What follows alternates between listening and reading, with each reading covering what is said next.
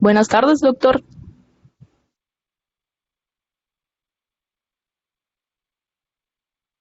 Hola, buenas tardes. Estamos esperando que se conecte el doctor Santillán, pero si quieres puedes compartir tu pantalla para que vayamos checando la secuencia de tus diapositivas en lo que se Ok, conecta.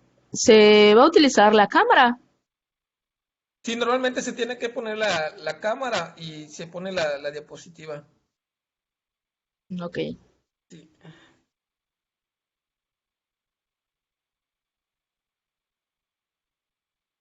Una pregunta, ¿no se traba con la cámara? Porque veces anteriores se me ha trabado.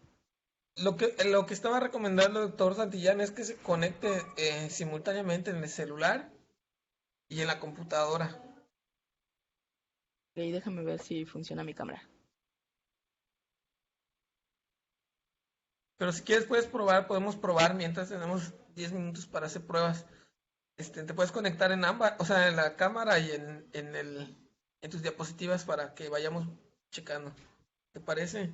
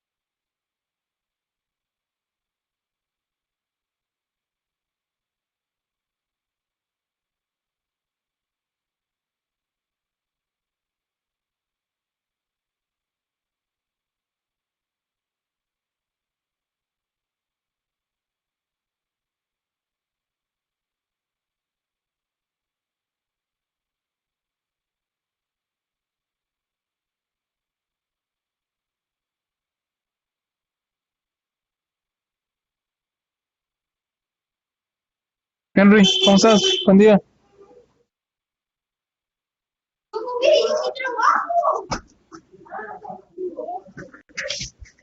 Doc, me estaba preguntando, Melissa, que si se podía conectar, que si se tiene que poner la cámara y aparte las diapositivas, pero se desconectó, no sé qué pasó. Ok.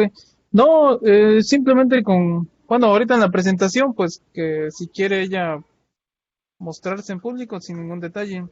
Ándale. Ya en la presentación formal, pues nada más que estén las diapositivas y pueda apagar su cámara para que tenga más estabilidad. Ok, perfecto. Bueno, ahorita le comunicamos, ¿no? Que se conecte. Sí,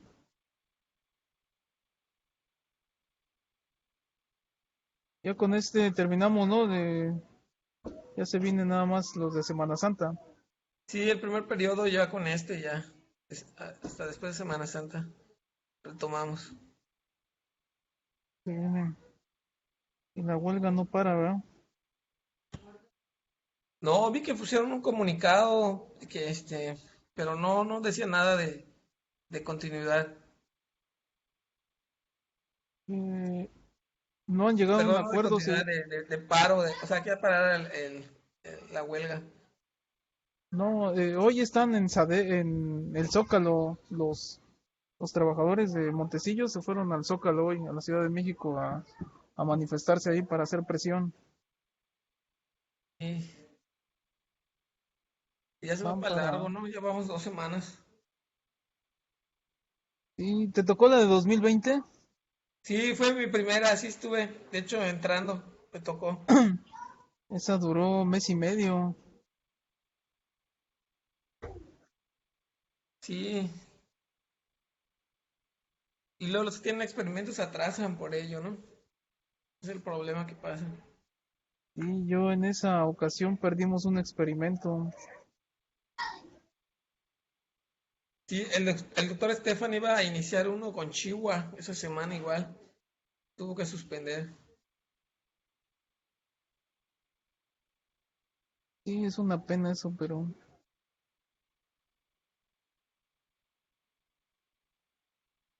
Buenas pero tardes, ¿me pues... escuchan? Hola Clarisa, sí, claro. Sí, Clarisa. Ah, ok, sí me sacó. Clarisa, me está Sí. platicando con el doctor Santillán. Me está informando que pudiéramos en la presentación únicamente que te pongas para que te conozcan y ya cuando empiece tu presentación, pues quitas la cámara. Ah, ok, sí, porque ahorita intenté iniciarla y se me bloqueó. Ándale. Pero es mi computadora, yo creo. Sí, Ok, ahorita la voy a encender a ver si no se bloquea. Que cerré perfecto. varias cosas. Veo.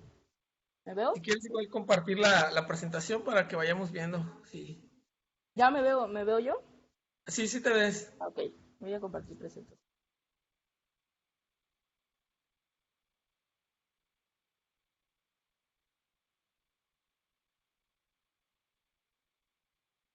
Se congeló la imagen. ¿Me escuchas? A ver. Sí, sí, la escucho.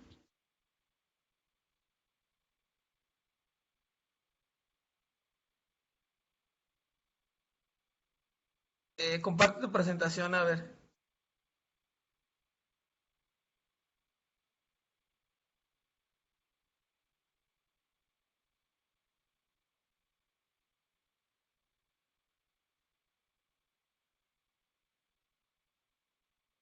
¿Se ve? Está cargando. Ok, ok. Ahora sí Le... la puedes poner en pantalla completa.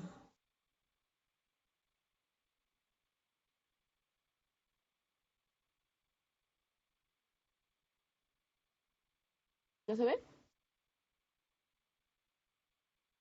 Sí, perfecto. A ver, va pasándolas.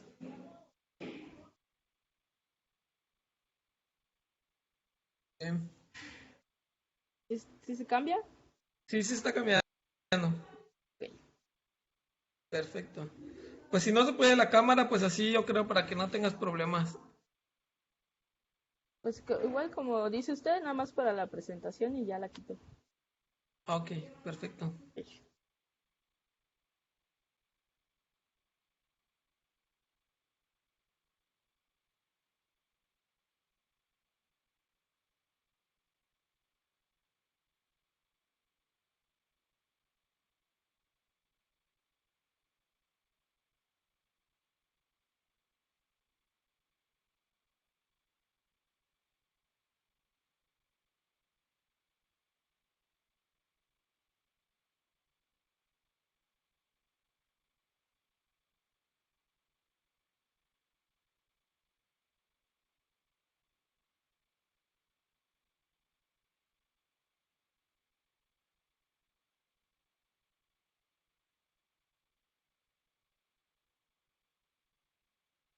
Grabación activada.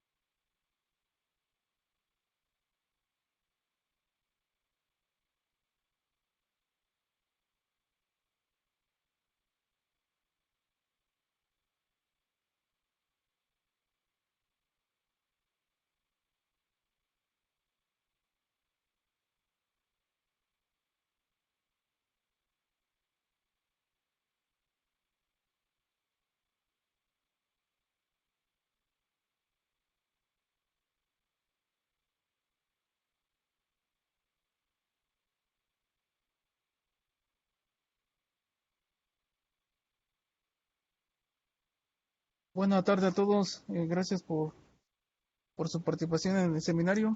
Clarisa, no sé si puedas proyectar tu presentación para ir ya definiendo la participación, por favor. Sí, doctor.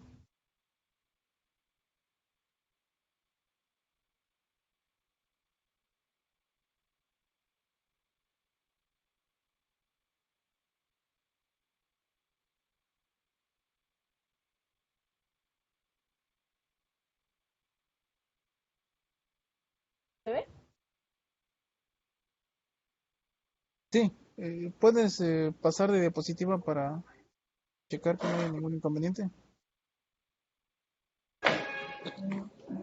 ¿Cuántos hay? 17 Y, o 7. y ese mismo, Ya tengo el micrófono. sí,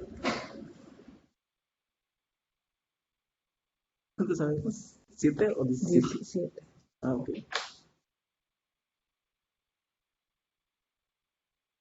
¿Está cambiando? Sí, correcto. 3. Doctor Jesús creo que tiene abierto su micro. Sí, doctor, estamos checando la lista de asistencia porque sí me llama mucho la atención algún correíto que recibí por ahí de que somos pocos los académicos que estamos asistiendo a seminarios, entonces sí estoy tomando nota de esta situación para llevarlo a comité académico y a otras esferas para mejorar esta participación de académicos. Entonces creo que sí hace falta hacer más conciencia entre nosotros de que la formación de los chicos y chicas es preponderante, que todos participemos para retroalimentar su formación como maestro en ciencias o maestra en ciencias, doctor. Gracias. Al Adelante, ya contrario, vamos. Doc, gracias por la asistencia y por el comentario. Víctor. Bien, pues si gustan damos unos 2 minutitos más para ver si tenemos más quórum y ya arrancamos formalmente con la presentación.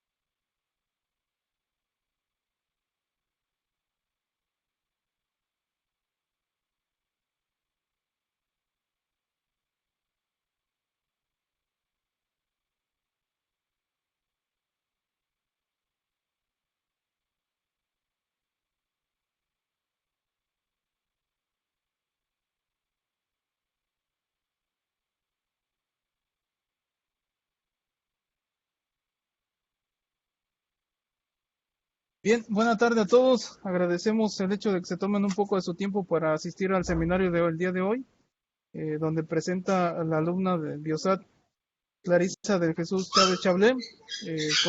Como forma parte de los seminarios, vamos a pasar a dar lectura de una pequeña reseña de su trayectoria académica. Posterior a ello, presenciaremos lo que Clarisa ha preparado para presentarnos y finalizaremos con una ronda de preguntas. Bien, el título de la ponencia del día de hoy es bioacumulación de plaguicidas en tejidos de Meleagris oceleata y Meleagris gallopavo en localidades rurales del estado de Campeche, México. Está a cargo eh, de la estudiante Biosat Clarisa del Jesús Chávez Chablé, que es licenciada en biología por el Instituto Tecnológico de China, con especialidad en manejo de recursos naturales. Posee conocimiento en técnicas de muestreo, manejo, colecta y determinación de especies de fauna silvestre, tales como anfibios, reptiles, aves y mamíferos, y técnicas de preservación aprendidas y ejercidas en el laboratorio y colecciones biológicas de vertebrados terrestres del Instituto Tecnológico de China. Ha fungido como técnico responsable en estudios de diversidad de aves en plantaciones de palma de aceite en los estados de Campeche, Chiapas y Tabasco. También ha participado en proyectos de muestreos de ornitofauna llevado a cabo por la Universidad Autónoma de Yucatán.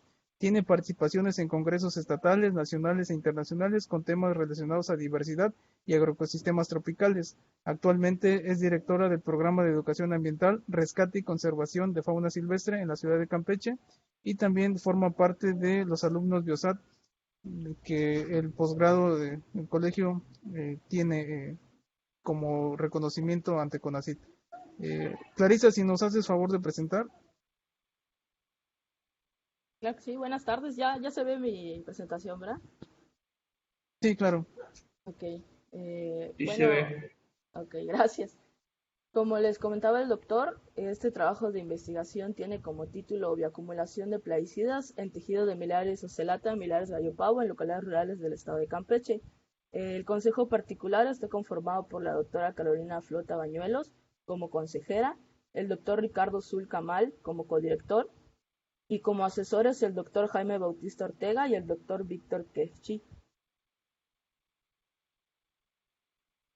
Bueno, antes de empezar a platicarles un poco de este trabajo de investigación, pues quiero empezar a profundizar un poco en lo que son los plaguicidas.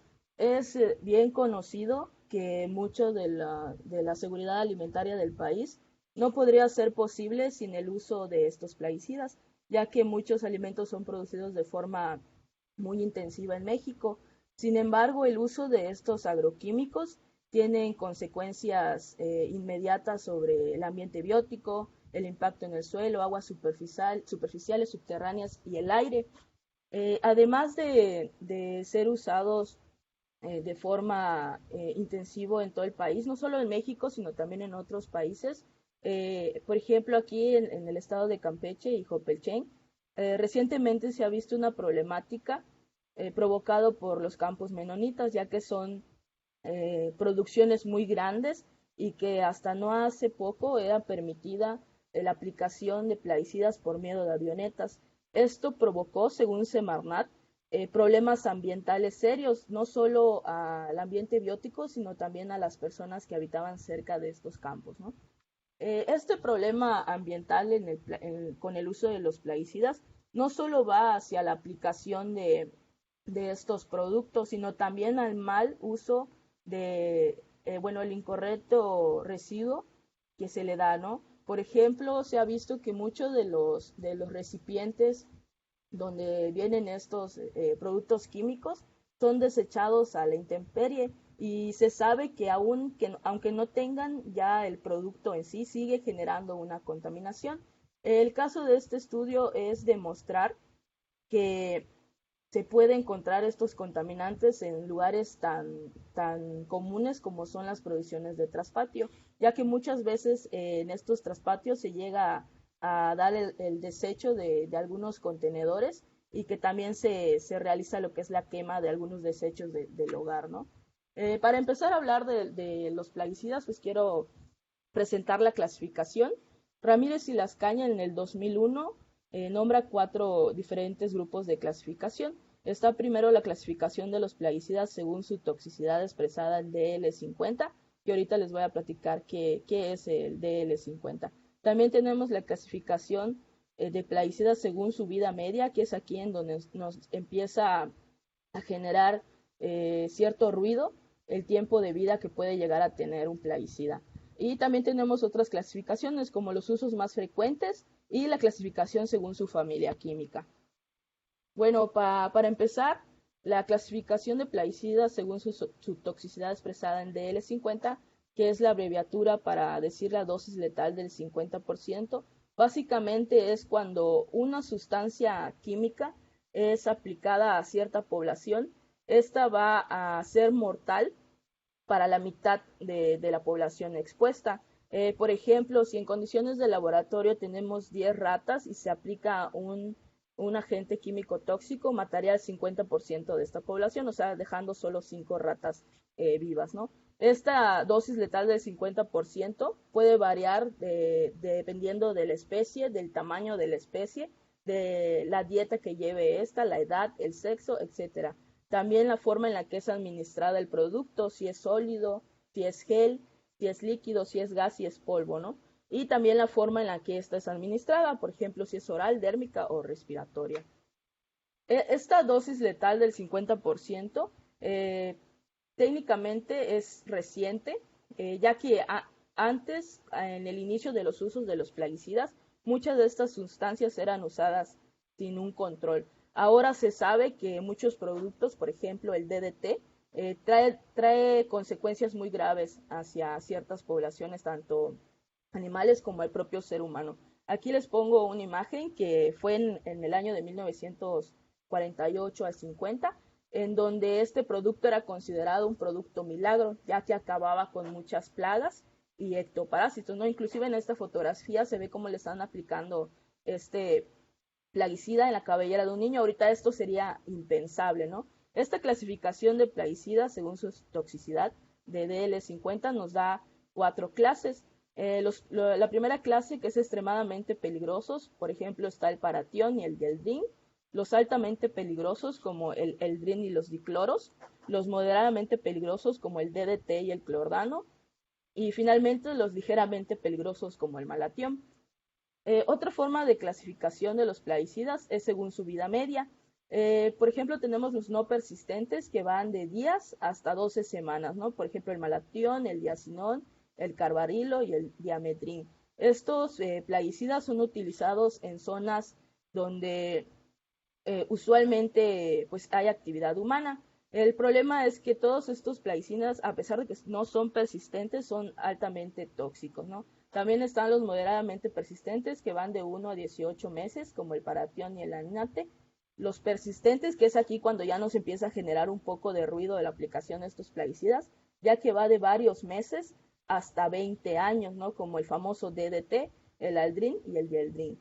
Y también están los plaguicidas que derivan de productos a partir de metales pesados, que ya son permanentes, como el mercurio, el plomo y el arsénico. Estos son extremadamente peligrosos para el ser humano y para otras especies, ya que genera problemas a un nivel neuronal, ¿no? Y se sabe que una contaminación provocada por metales pesados es casi imposible que vuelva a ser saludable, ¿no?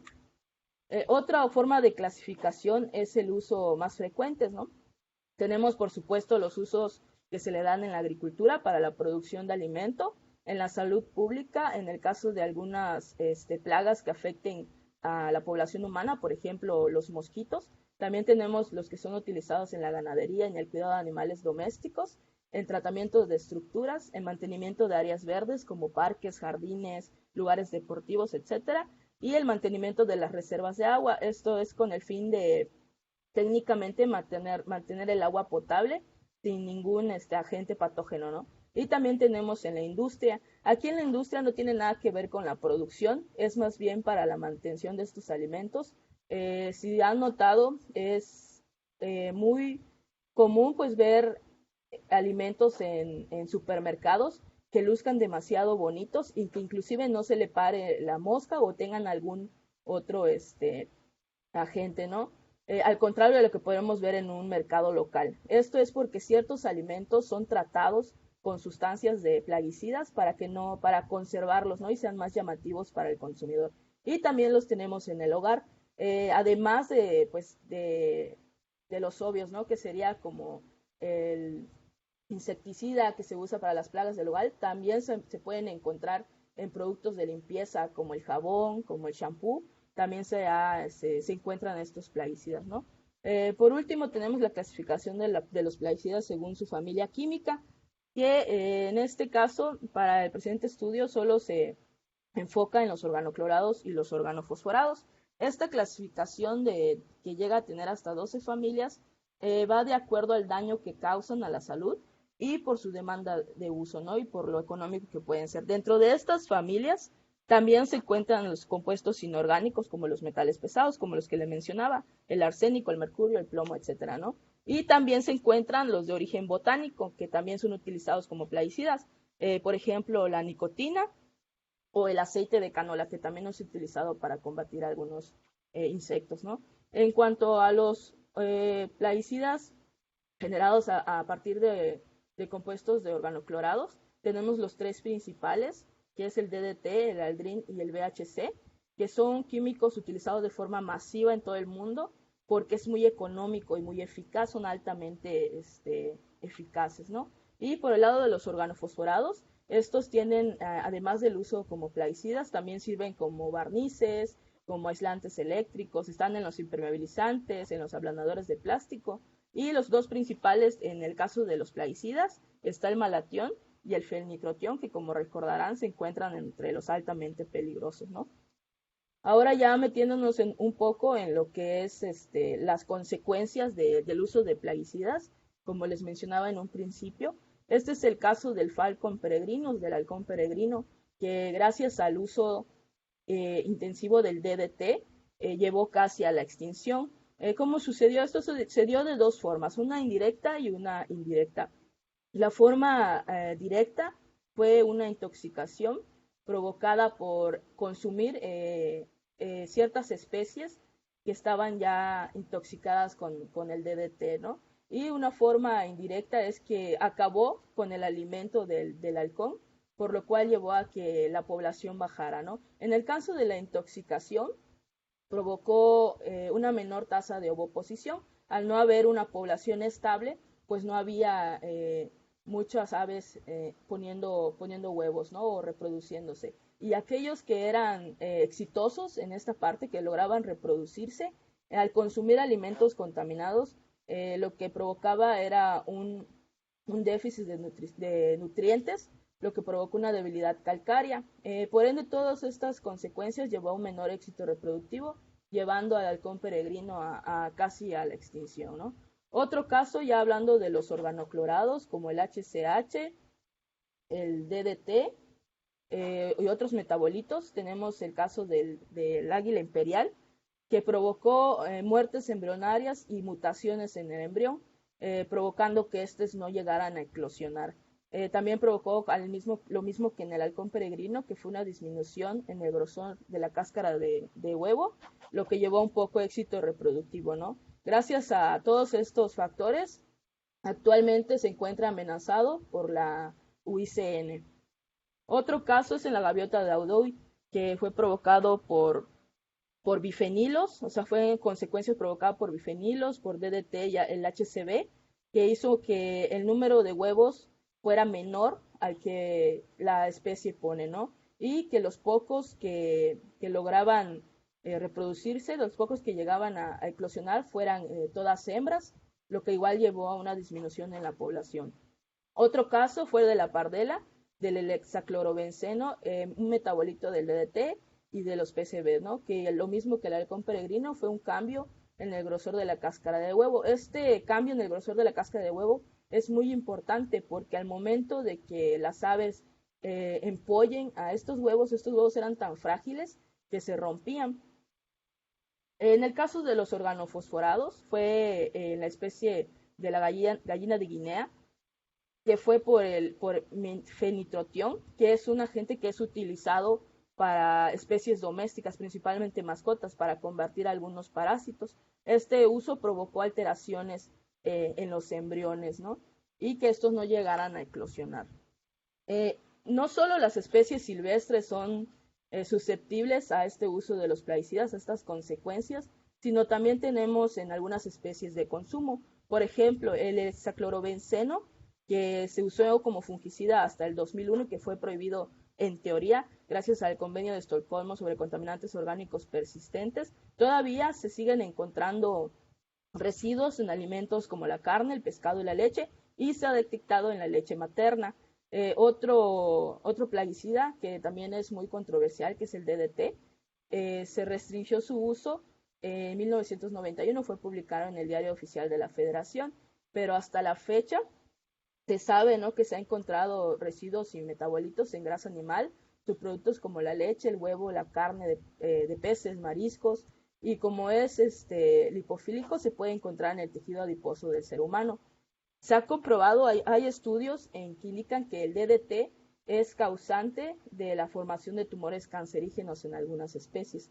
En cuanto a aves de consumo, que es hacia donde va este trabajo de investigación, se ha detectado el heptacloro, el DDT y otros metabolitos, lindano, aldrin y dieldrin, en huevos de supermercado de gallinas, ¿no? Entonces aquí ya es alarmante. Bueno, como justificación de este proyecto de investigación, las especies Meleagris ocellata y Meleagris gallopavo, que son consumidas en las comunidades rurales, debido a esto es importante determinar si hay exposición a plaguicidas a través de su alimentación. De esta forma, analizar las cantidades presentes en dichas especies podría prevenir problemas a la salud provocados por exposición a plaguicidas y en las personas que se alimentan de ellas. La hipótesis es que si los pavos en los traspatios de zonas rurales están expuestos a estos residuos, se demostrará por un incremento en el grado de neurotoxicidad y estrés oxidativo, el cual se evidenciará aumentándose significativamente las actividades enzimáticas de los biomarcadores que se van a utilizar. El objetivo general es evaluar la concentración espacio-temporal de plaguicidas organoclorados y organofosforados en suelos y Meleagris gallopavo, así como los efectos fisiológicos en Meleagris gallopavo y Meleagris ocellata en las localidades rurales del estado de Campeche. Como objetivos específicos, el primer objetivo es evaluar la respuesta fisiológica a través de biomarcadores de fase 2, como GCT, y de estrés oxidativo como SOD y CAT, así como la actividad de acetilcolinesterasa en Meleagris gallopavo y Meleagris ocellata en localidades rurales del estado de Campeche. El objetivo 2 es determinar las concentraciones espacio-temporal de plaguicidas organoclorados y organofosforados en suelo y en músculo de Meleagris gallopavo, ¿no? Por último, es establecer la relación de estos biomarcadores de biotransformación, estrés oxidativo y neurotoxicidad con las concentraciones de plaguicidas analizados mediante análisis multivariados. Las especies de estudio, la principal es el Meleagris gallopavo, que es la que consumimos, la que se puede encontrar en los supermercados, y la especie control, que es Meleagris ocellata, que es una especie silvestre, ¿no? Hasta donde se sabe es una especie silvestre. Bueno, Meleagris gallopavo, como se sabe a partir de la invasión que llegó a México, pues fue altamente distribuida a todo el mundo, aunque es nativo de México, ¿no? Ya está domesticada y es fuertemente cazada. En la actualidad se estima que solo hay 4 millones en estado salvaje, o sea, en estado silvestre, y además de eso, pues aún sigue siendo fuertemente cazada. Esta es una especie que se considera omnívora. Se alimenta de semilla, frutos, plantas e insectos. Aquí en la península de Yucatán, esta especie es producida en 3 sistemas principales, ¿no? Que es el sistema intensivo, que son los pavos genéticamente mejorados, conocidos como los doble pechuga, y que se comercializan principalmente en los supermercados, ¿no? También tenemos los semi-intensivos, que también son genéticamente mejorados, pero estos se crían en una escala más pequeña y que pues usualmente llegan a dar a comercios populares, ¿no? A mercados populares. También tenemos la producción de traspatio, que es en donde se centra este estudio, en donde en teoría no han experimentado un mejoramiento genético y esto es para el autoconsumo del propio productor, para la venta local o incluso llega a ser una forma de ahorrar, ¿no? Ya que se sabe que a fin de año, como es una especie muy consumida, pues los productores lo crían para poder venderlo y tener un dinerito extra. El traspatio mexicano, que como les decía es donde se centra este trabajo, es muy importante para aportar a la seguridad alimentaria de México, ¿no? En este traspatio no solo se produce, no hay solo producción de animales o subproductos, por ejemplo, carne, huevo, sino también se tienen otros como los que se llegan a producir en el huerto, ¿no? Que hay verduras y algunos frutales también, y que es importante para las comunidades rurales e indígenas. Esta producción, hablando de la producción avícola, representa el 10% de esta producción a nivel nacional. Puede no ser mucho, pero tenemos que recordar que es una producción que suele ser a pequeña escala, ¿no? Lo cual nos estaría diciendo que pues básicamente es producido en todo el país. El Meleagris ocellata es una especie, como les mencionaba, es una especie silvestre y es considerada endémica de la península de Yucatán. Endémico pues es a nivel región, ya que los animales no conocen de límites políticos, ¿no? Esta se puede encontrar en la península en zonas tropicales húmedas y semihúmedas. Gracias a su grado de endemismo, ya que es una especie consumible y es cazada, en México se encuentra como amenazada bajo la norma oficial 059 de Semarnat, y en el mundo se encuentra como casi amenazada por la Unión Internacional de Conservación de la Naturaleza, al igual que el Meleagris gallopavo es una especie omnívora. Como es una especie altamente cazada y tiene un cierto grado de endemismo, pues se ha logrado establecer ciertas medidas para su protección. En este caso, existen las actividades cinegéticas en las unidades de conservación y manejo de la vida silvestre, las famosas UMAS. Aquí en el estado de Campeche, exactamente en el municipio de Campeche, se encuentra la UMA Carlos Cano Cruz, que representa una derrama económica para los pobladores y es un aprovechamiento totalmente legal. Este aprovechamiento legal ayuda a la conservación y al desarrollo. ¿Cómo sucede esto? A pesar de que es una especie protegida, esta UMA tiene el permiso de darle el aprovechamiento legal. Viene gente de muchos países para poder cazar un ejemplar de estos, ya que es muy popular como una especie trofeo. De esta forma ya la gente de la comunidad ya no se dedica a la cacería, sino más bien al cuidado de estos ejemplares, porque se venden a muy buen precio, ¿no? Ahora, para el caso de los biomarcadores, que es con lo que se está trabajando en esta investigación, los biomarcadores son básicamente herramientas que nos permite determinar si hay un desequilibrio químico del estado normal del individuo. Es básicamente una respuesta biológica, ¿no?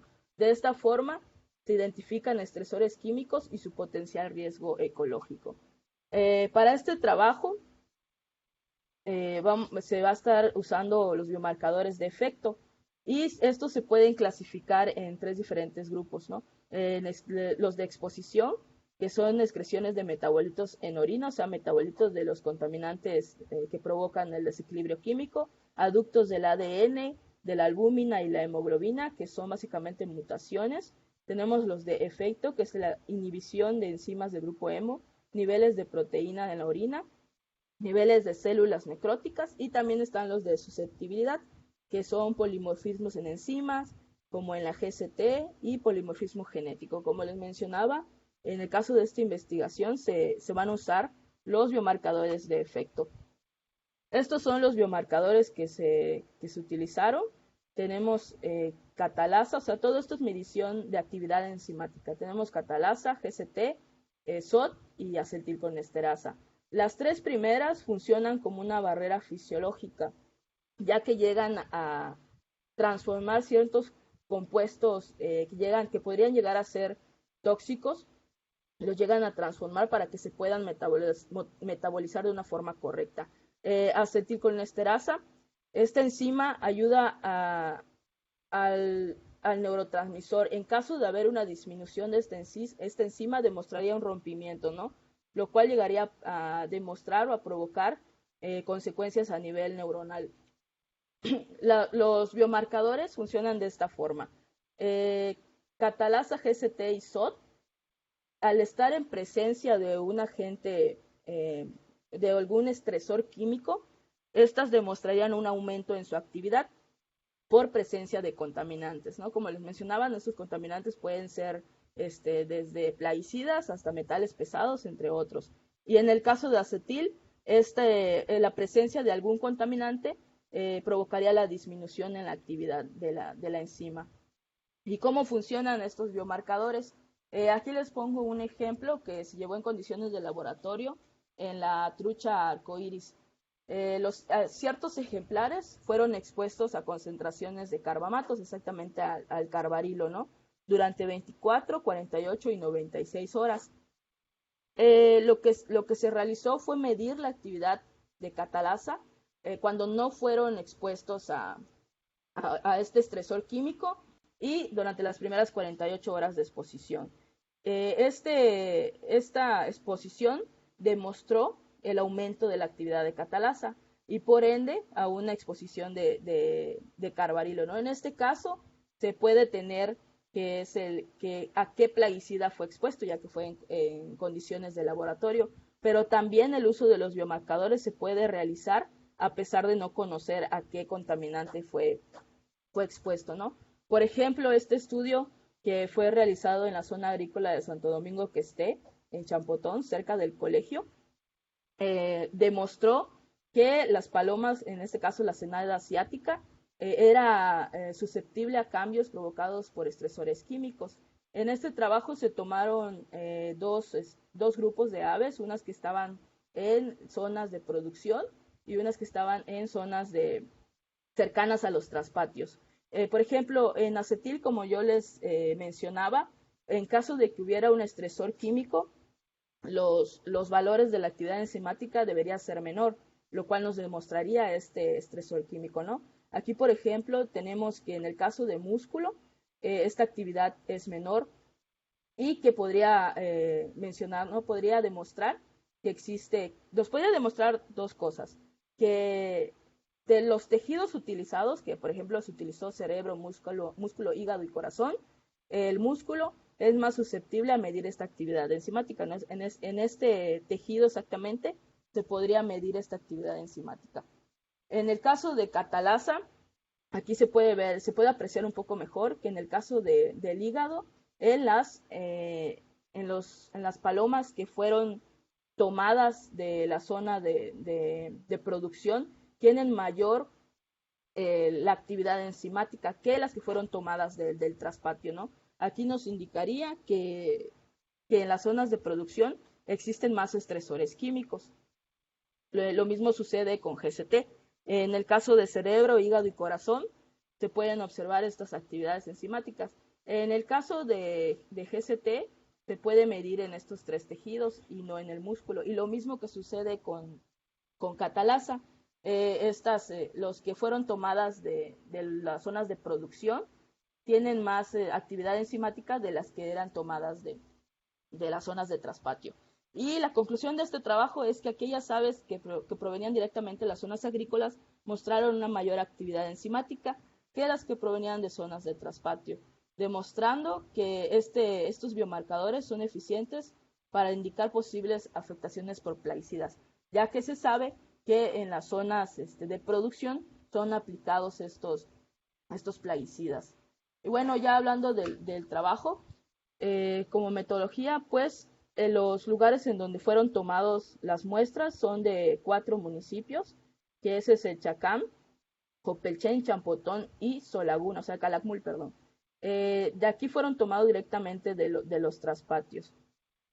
Sí, aquí debo recordar que es un trabajo espacio-temporal, por lo cual las muestras fueron tomadas en temporadas secas y en temporadas de lluvias. En el caso de Meleagris ocellata, al ser una especie protegida, solo se puede tomar de la UMA Carlos Cano Cruz, y estos tejidos fueron donados por los cazadores. Como les mencionaba, en total de Meleagris ocellata fueron de 10 ejemplares diferentes y fueron tomados del desecho de los cazadores. En el caso de Meleagris gallopavo, fueron 24 ejemplares, 6 por cada zona rural, de 1 a 2 por cada traspatio, dependiendo de la producción de traspatio. Como son producciones muy pequeñas, no llegaban a tener tantos ejemplares, ¿no? Y pues fueron sacrificados para su consumo. Los propios productores, en este caso las amas de casa que eran las que principalmente cuidaban los traspatios, le daban el sacrificio a estos ejemplares. Esta forma de sacrificio cabe señalar que fue aprobada por el Comité de Bienestar Animal. Para las muestras de suelo, fueron también tomadas en temporada de secas y lluvia y se siguió la metodología de Anderson e Igran de 1993, en donde básicamente era tomar un monolito de tierra de 25 centímetros de largo por 25 centímetros de ancho por 30 de profundidad y eran embolsadas. Para el análisis de laboratorio de biomarcadores, que estos son tomados en tejido, lo dividí en dos partes para que sea un poquito más entendible.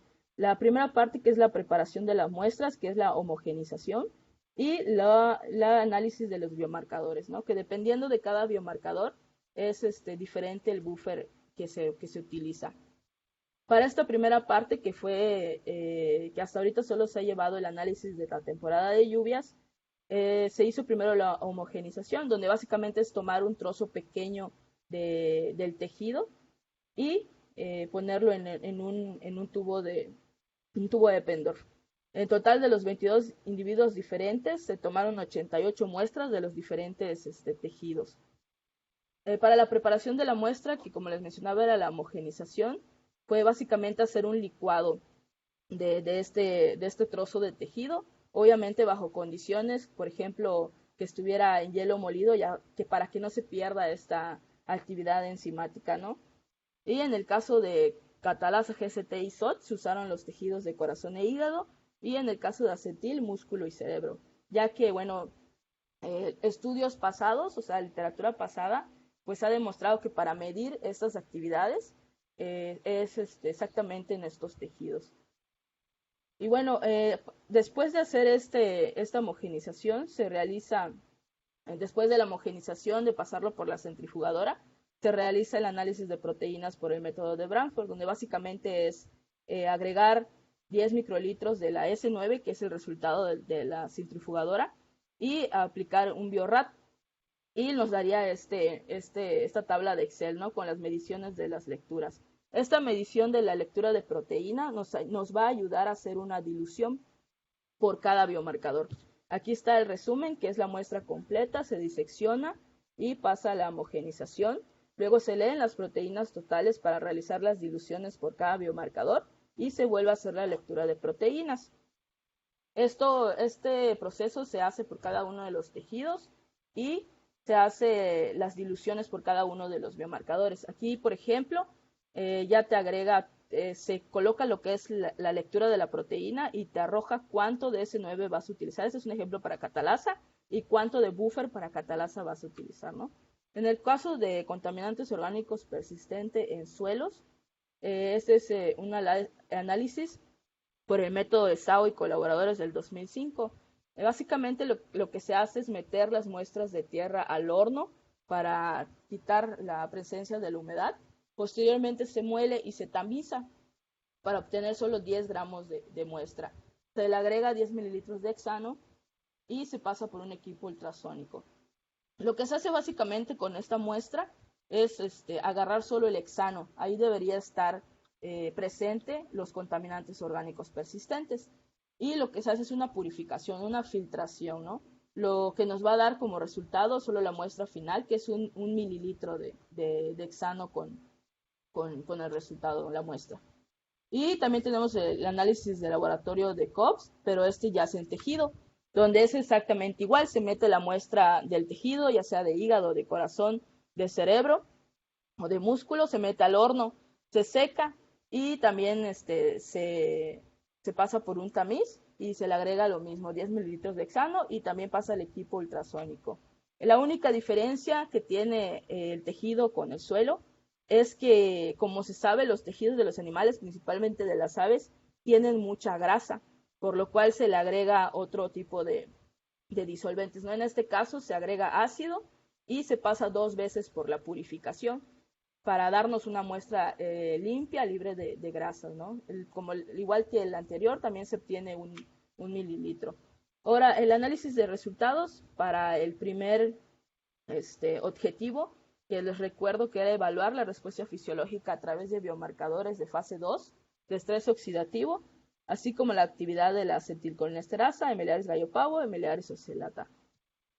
Como primer resultado, basándonos en un análisis de varianza, demostró que sí hay diferencias significativas, en este caso, entre el grupo de Calakmul y los grupos de champotones, Echecán y Jopelchen. Como les mencionaba, Catalasa, hacer una barrera biológica, una barrera fisiológica, debería tener un aumento cuando tiene una presencia de un contaminante, ¿no? Aquí se puede apreciar cómo champotones, Echecán y Jopelchen tienen alta la actividad de Catalasa en comparación a Calakmul, la cual la tiene baja. Aquí es una forma más sencilla de que se pueda entender. Este mapa demuestra, son dos cosas que pretendo demostrar, ¿no? Aquellos lugares que demostraron una actividad de Catalasa elevada fueron colectados en zonas de producción, como yo les mencionaba, ¿no? Al principio, en las zonas de producción, pues es altamente conocido que se usan los plaguicidas. Entonces aquí ya nos indicaría que esta zona sí hay presencia de contaminantes químicos, a comparación de Calakmul, que a pesar de que sí hay actividad de Catalasa, es baja en comparación a las demás, ¿no? Y como se sabe, bueno, para los que no sepan, Calakmul es un área de conservación, es un área natural protegida, y esto podría estar ayudando a que estos niveles de actividad enzimática sea menor. Con GCT pasa lo mismo. El grupo de champotones, Echecán y Jopelchen también tienen altos niveles de actividad enzimática, y en comparación a Calakmul, que tiene niveles muy bajos. Lo mismo, son las mismas zonas de recolección de la muestra, y también se puede demostrar cómo Calakmul sigue manteniendo bajos esos niveles, ¿no? En el caso de SOT, a pesar de que todos parecen tener el mismo nivel, también Calakmul es significativamente más bajo en actividad que las otras zonas. En el caso de acetil, como recordarán, para cuando hay una presencia de algún contaminante químico, acetil debe reaccionar, ¿no? Debe ser menor. Bueno, cuando hay una contaminación debe ser menor para demostrar estos estresores, ¿no? En el caso de champotones, Echecán y Jopelchen, son estadísticamente menores a Calakmul, ¿no? Aquí se puede apreciar un poco más. Los círculos van en relación a la cantidad de actividad enzimática, ¿no? Y aquí se ve como Calakmul tiene mayor actividad. O sea que eso es una respuesta biológica, en teoría más saludable que los otros municipios. Aquí como conclusión de este análisis, de este primer objetivo, se puede rescatar dos cosas: que a pesar de que es conocido que las producciones de traspatio son por sí más saludables que alguna producción intensiva, hablando de plaguicidas, ¿no? Que en teoría es eso, sí hay estresores químicos.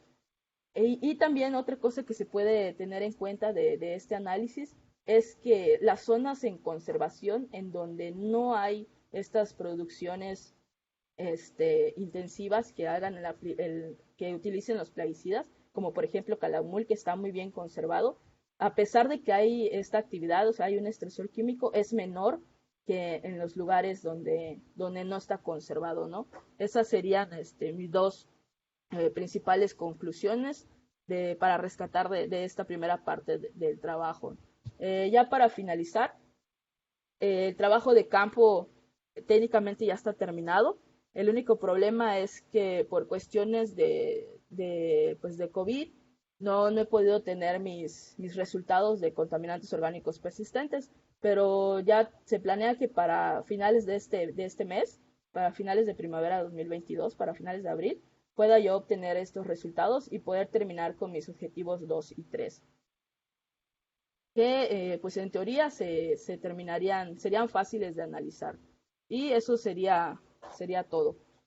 Gracias. Muchas gracias, Clarisa. Felicidades por tu presentación. Entramos en la sesión de preguntas, por lo que se abre. Alguien que quiera comentar, realizar alguna pregunta, puede levantar la mano. Adelante, doctor Joel. Hola Clarisa, buenas tardes. Hola, doctor.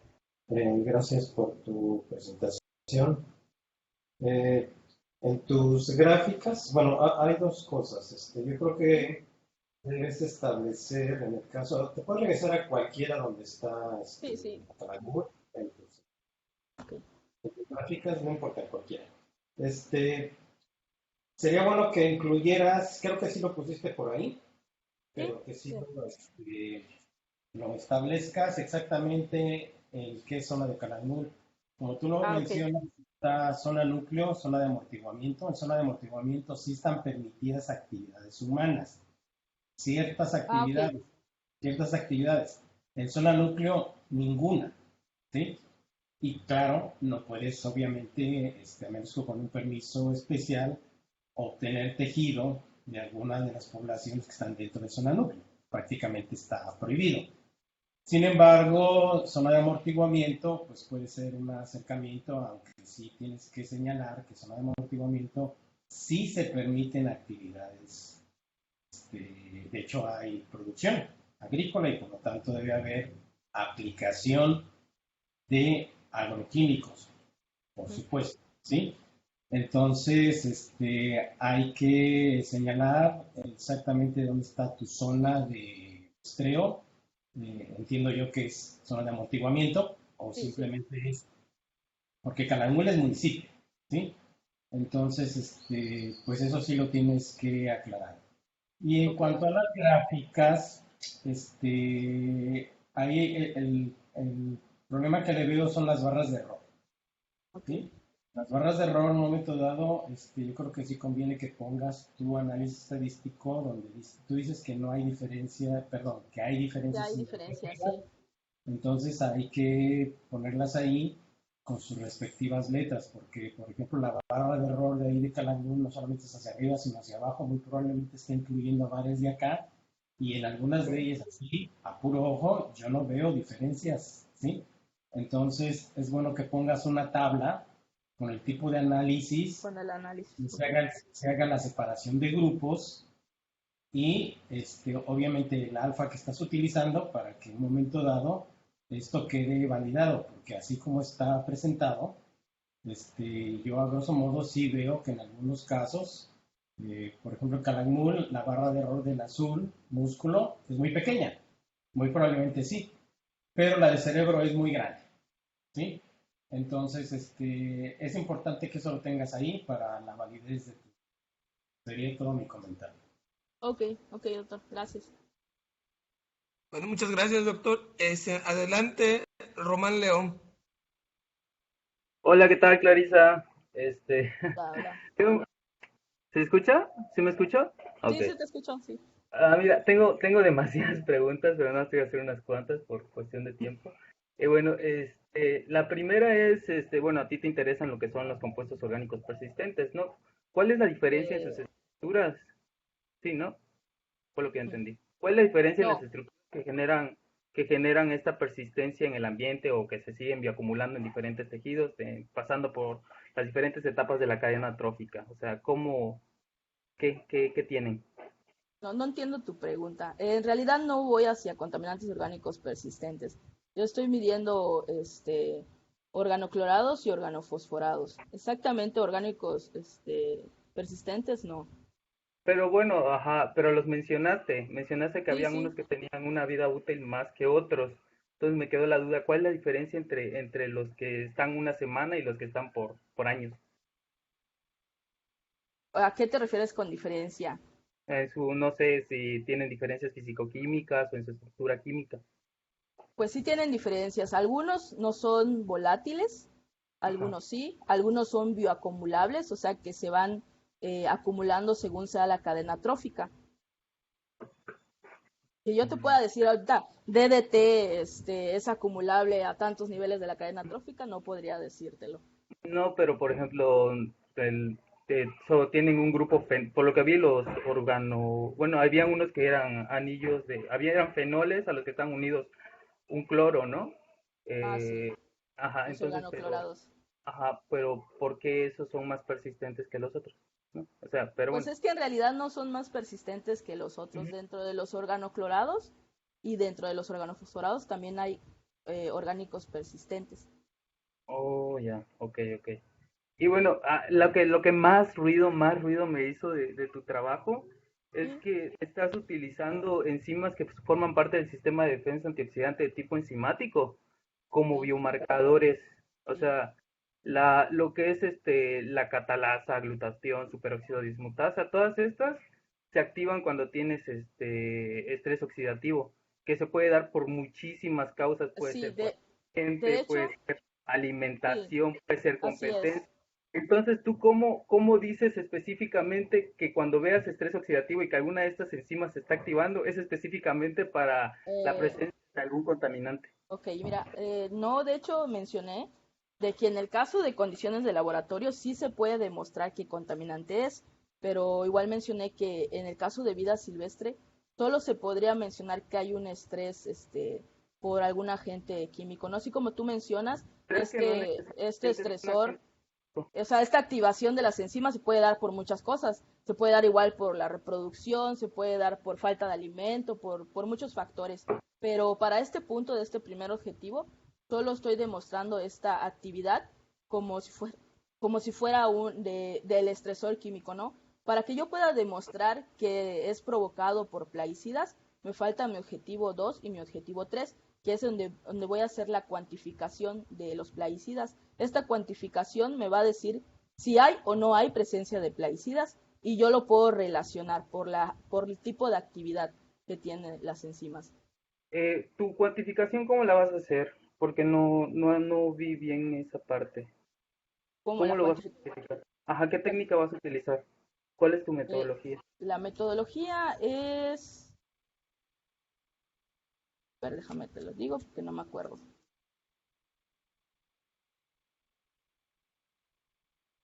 No, no lo puse. Pero es que es una metodología ya estipulada, ¿no? En donde dependiendo de ciertos tejidos o ciertas, Pero esas, vas a hacer una extracción, vas a hacer una purificación, es una, cómo lo vas a hacer?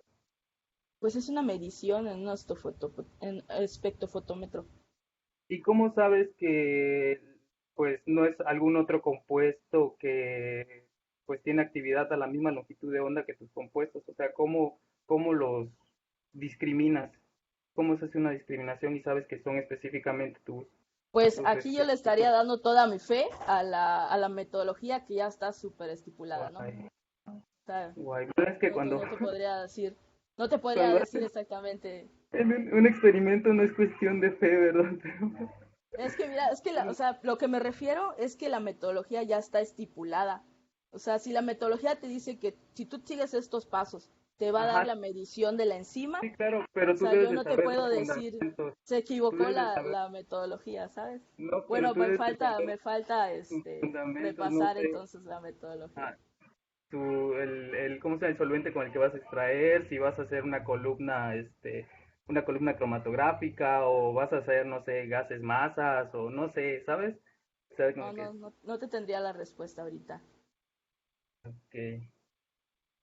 Entonces, eso es, a ver. Bueno, también mencionabas de que en tus gráficos ¿Sí? este es alto, este es bajo, y a mí como que, o sea, no entiendo por qué dices alto, bajo si no tienes un control, ¿no? Un grupo con el que digas, pues es esto. O sea, ¿cómo sabes O sea, que es? sí ¿Estás tengo el leyendo grupo. estás leyendo absorbancias, entonces eso puede ser ruido de cualquier otra cosa, puede ser que no sea significativo si tuvieras un grupo de control, al menos en lo que te estás mostrando, no lo pones, ¿no? Ok, mira, te explico. La diferencia que hay, estadística, así como dices tú, no hay un grupo control, o sea, un grupo totalmente saludable donde no tenga exposición por plaguicidas que me permita decir si es alto o bajo. Lo que yo hice es la comparación por zonas. O sea, lo que yo demuestro en esta primera parte es que Calakmul es diferente a Champotones y Chacanijo Pelchen. O sea, Sí, aquí claro, pero estaría esto, utilizando Calakmul como un grupo control. ok, Y como tú dices, no te puedo dar así de el nivel exacto de actividad de catalasa, por ejemplo, debería estar aquí. ¿Por qué? Porque no tengo esos organismos que se crearon en condiciones donde haya cero contaminación. O sea, cero Sí, estresor químico, ¿sabes? ajá, exacto, porque a Ujú. eso voy, o sea, el estrés oxidativo que puedes estar viendo ya se puede ver a muchas otras cosas, como ya te Claro, mencioné, y no precisamente a los contaminantes. es. Y ya, a ver, ¿existe alguna norma? Porque pues generalmente todo esto está normado, ¿no? ¿Existe alguna norma de la cantidad de compuestos que se pueden encontrar en un, en, pues en los animales, pues? O sea, ¿está normado? ¿Sabes eso? Creo que no, porque si no lo hubiera encontrado. O sea, una norma que te diga cuánto contaminante debe existir en cada especie lo veo un poco complicado. Tal vez para el Oh, ser humano podría haber, pero la verdad desconozco. Pero sí lo escucho un poco complicado, ¿eh? oh, ya, ya, ya. Pero nada más eso es como que, pues, como que lo que me llamó mucho la atención de tu trabajo. O sea, leí el título y se me hizo muy bonito. Ok. Entonces, ¿Cuál es tu pero nombre, perdón? Román, Román. Román. Ok, Y te voy a visitar, Román. por favor. Entonces lo que me hace ruido es como el de los que, o sea, probablemente estés teniendo falsos positivos, ¿no? Entonces eso Ok.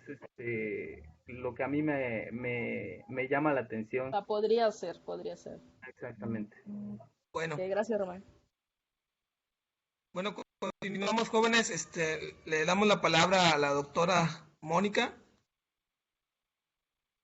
Sí, buenas tardes, Clarisa.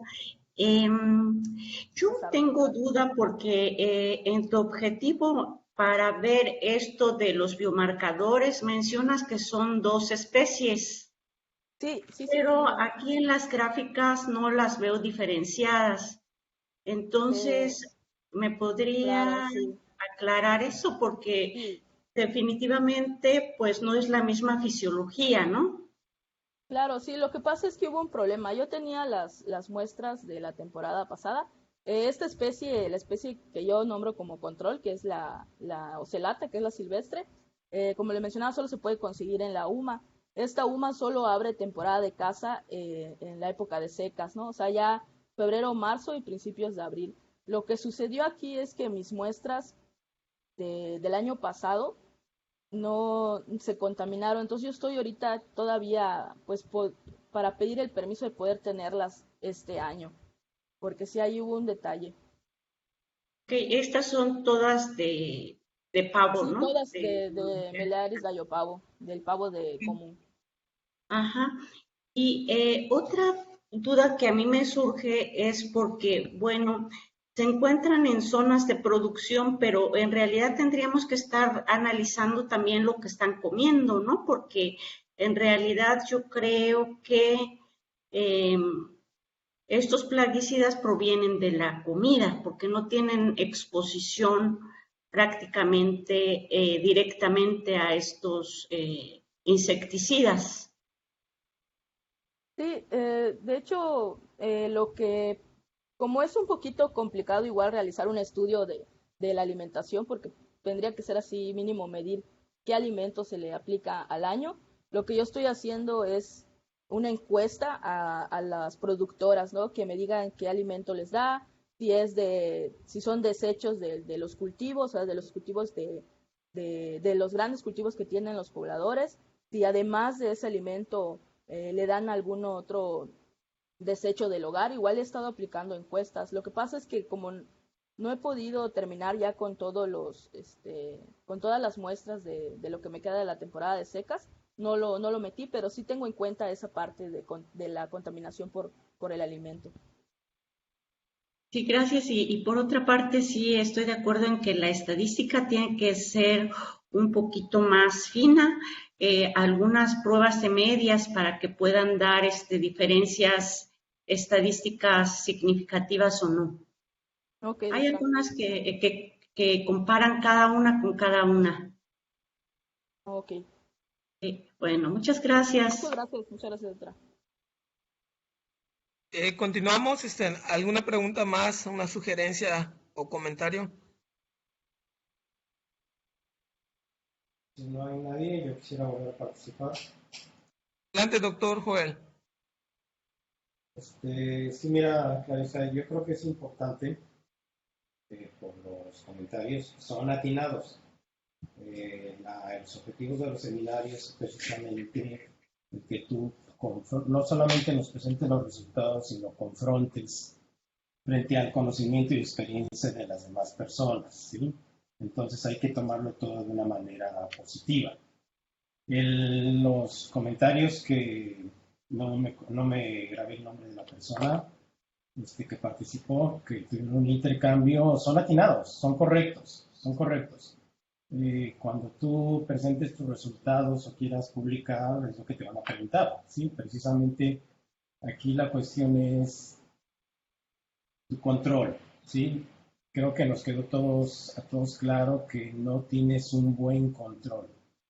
Creo que deberías sí abocarte a buscar un buen control. Creo que sí lo puedes encontrar en Canal. Sí hay personas que producen en principio de manera orgánica, pero pues eso te lo dará a la hora de que hagas las evaluaciones. Y también te recomiendo, y no necesariamente involucra que obviamente que los metas en artículos o cosas así, hay gente muy dispuesta. Tenemos muy buenos toxicólogos que tienen, ahora sí que, perdón por la exageración, miles de años de experiencia en todo este tipo de las interacciones de moléculas y cuáles de estos biomarcadores pueden ser más indicativos, pues que los consultaras. Está el doctor Lagún, está el doctor Hussein, ¿sí? Que tienen el doctor Concho, son toxicólogos, ¿sí? Entonces creo que con ellos puedes resolver muchas dudas y puedes obtener muy buenos comentarios para mejorar tu trabajo. Eso sería todo. Gracias. Ok, doctor. Gracias.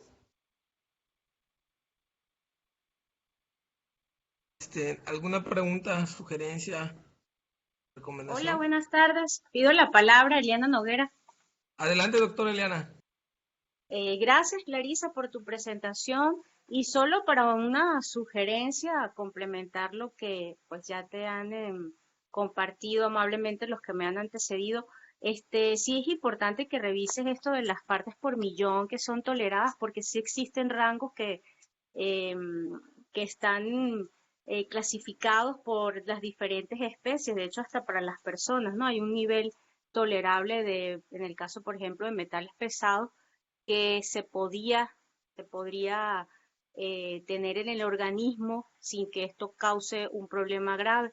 Entonces, cuando te hacían ese comentario que decías que lo veías muy difícil, pues existe para diferentes especies, ya sea para animales marinos, terrestres. Entonces, en ese sentido, te sugiero que sí lo revises porque sí hay una clasificación.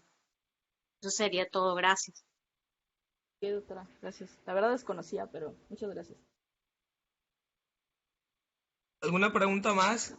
¿Alguien quiere comentar, hacer algún comentario?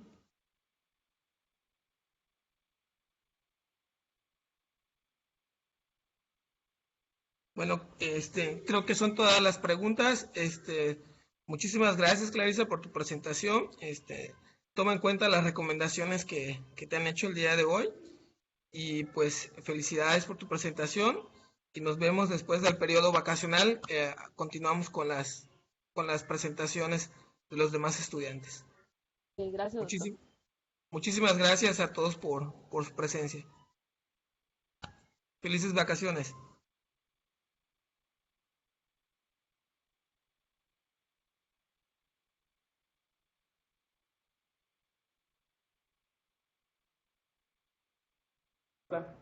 Hasta luego, chicos. Que disfruten sus vacaciones. Hasta luego, doctor. Saludos.